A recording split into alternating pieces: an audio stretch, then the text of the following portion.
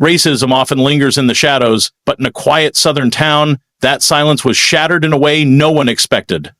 What began as an attempt to intimidate a small, predominantly black church would end with the collapse of a local hate group, thanks to one underestimated woman and her unshakable resolve. Before we dive into this gripping story of courage and justice, make sure to hit the subscribe button and turn on notifications. Don't miss out on more incredible tales of resilience, bravery, and standing up against hate. Also, tell us where you're watching from in the comments below. We'd love to hear from you. Now, let's get into it. On a peaceful Sunday morning, the sun filtered through the stained glass windows of Trinity Baptist Church. Serena Mitchell, a quiet woman with a sharp gaze and a decorated military background, sat in the third pew. She was a retired Army officer known to few in the town for her years of service in elite combat units. To most, she was just a reserved newcomer who often sat alone during service. The choir's soft harmonies were interrupted when the heavy oak doors creaked open. The sound of boots against polished wood shattered the serenity, drawing the attention of the congregation. 6 men entered, their tank tops exposing tattoos riddled with symbols of hate. Their leader, a towering man with a sneer carved into his face, strode forward deliberately, his gaze sweeping across the room. The tension was palpable as the men scattered, leaning on pews and glaring at the congregation. Reverend Martin Jacobs, an elderly but steadfast leader, paused mid-sermon. "Gentlemen," he said with a steady voice, "this is God's house. You're welcome here if you come in peace, but intimidation has no place within these walls."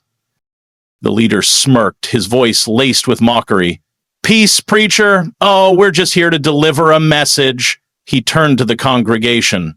"You've got 2 weeks to leave this building. After that, we'll make sure you regret staying." Gasps rippled through the room. Some parents clutched their children tighter, others whispered prayers. Serena remained seated, her sharp eyes cataloging every move. When the leader's gaze fell on Serena, he sneered.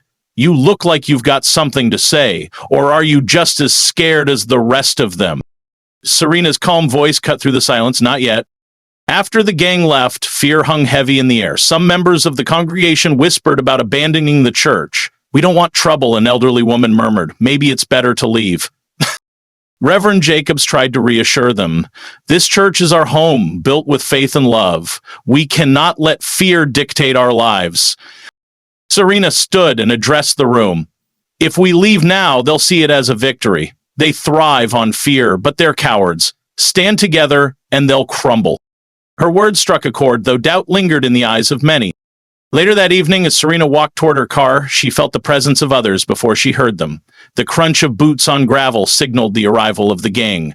Their leader stepped forward, his smirk illuminated by the flickering glow of a streetlight. "Well, if it isn't the brave one," he sneered. "Thought you could just walk away after showing us up?"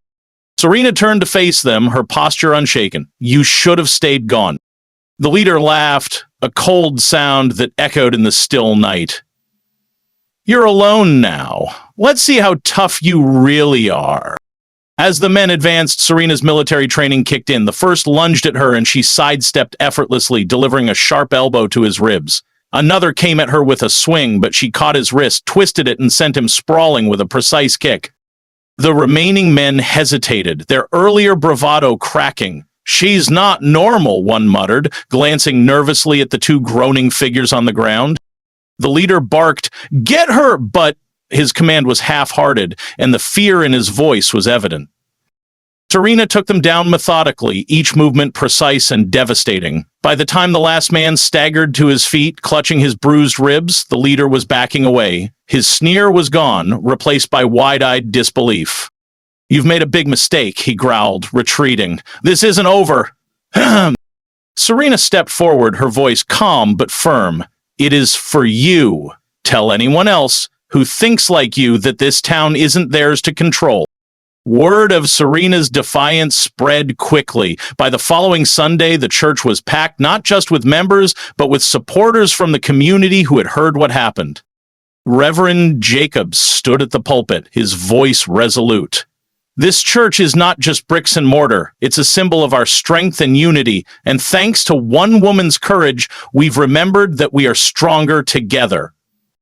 Serena sat in her usual pew, a quiet smile on her face. She wasn't looking for recognition. She had done what was necessary, not for praise, but to remind a frightened community of their own strength.